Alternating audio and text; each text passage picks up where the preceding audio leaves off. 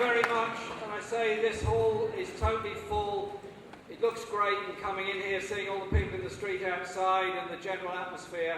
What a great feeling, what a great conference, what a great movement, what a great start to the campaign, what great news today from Dublin of those 100,000 people on the streets of Dublin protesting against the cuts. To understand the situation we're in, we need to think a little globally and try and understand the history we're in. I'm sure some in this room would have read or heard of or seen summaries of that wonderful book by Naomi Klein called The Shock Doctrine. Because that is what we're in the middle of at the present time. In her book, which is a devastating critique of the International Monetary Fund and the World Bank, and now the European Central Bank, which has taken on its mantle of those two or other organisations, she describes how the shock doctrine was meted out on the economies of third world countries. An unsustainable debt was built up because of high oil prices, high interest rates, and unfair trade practices by richer nations. The shock doctrine was that those countries had got to realise their position in the world, had to accept the IMF's loan and bailout, which in every case involved lowering corporation taxation, raising income tax, privatising public services, creating greater levels of unemployment, selling off state assets, turning farming over to multinational corporations, and the result you can see around the capital city in every African country today. Very rich people living in some of the most exclusive suburbs, millions of poor people living in shanty towns around those cities, and land taken over by agribusiness to decide how it's going to run those economies. That was the shock doctrine. They were told to forget about the ideas of a welfare state, forget about the ideas of a national health service, forget about the ideas of free university education, all those dreams that were there at the time of independence of those countries. Now, what's happening in Europe is very, very interesting, because the economic doctrine that has been forced upon European countries is not that different. And the tactics employed by the IMF and the World Bank and now the European Central Bank are not that different. Some of you would remember the debt crisis of the 1980s that affected Latin American countries. There was a unity for a short time of all Latin American countries saying the debt is unsustainable and unpayable, we will not pay it. Very quickly, they moved in and split the countries off one by one. Individual deals were done between the USA and particular governments. The IMF did deals, and they were divided off and split off. And then the privatisation took place, and then the destruction of public services took place.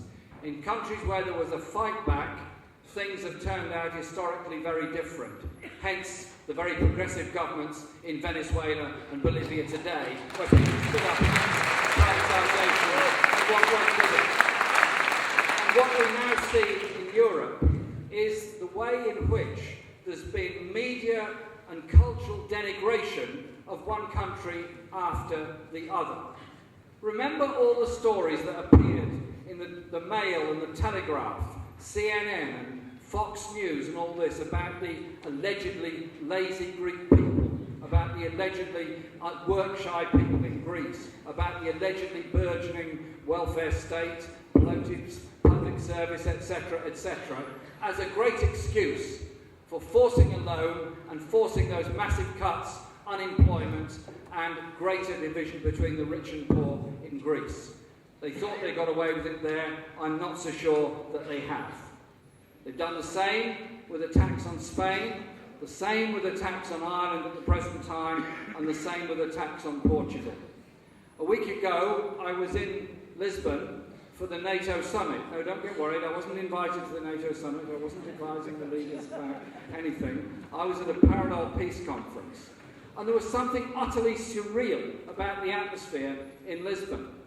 You had the NATO leaders planning a new generation of nuclear weapons, planning at least another 5 years occupation of Afghanistan and planning what they called reasonable, i.e. very high levels of defence expenditure by each member state.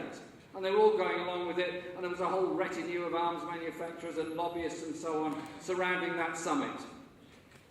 And then, on the streets of Lisbon, there were posters and signs everywhere calling for support for the general strike on Wednesday against the austerity package and against the cuts. What can be more obscene than cutting health and social expenditure while building a new generation of nuclear weapons and continuing a war in Afghanistan?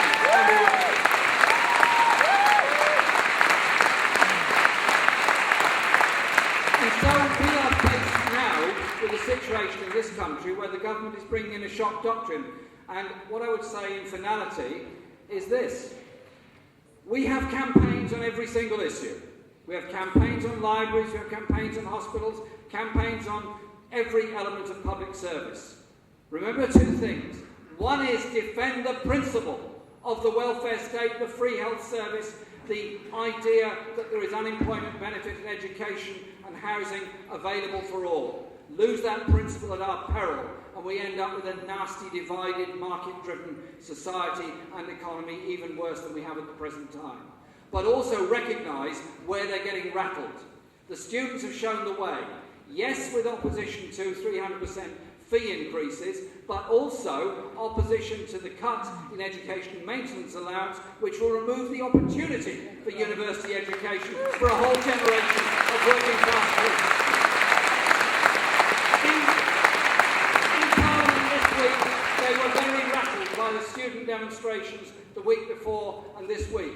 They're very rattled at the opposition to these things that are coming on already.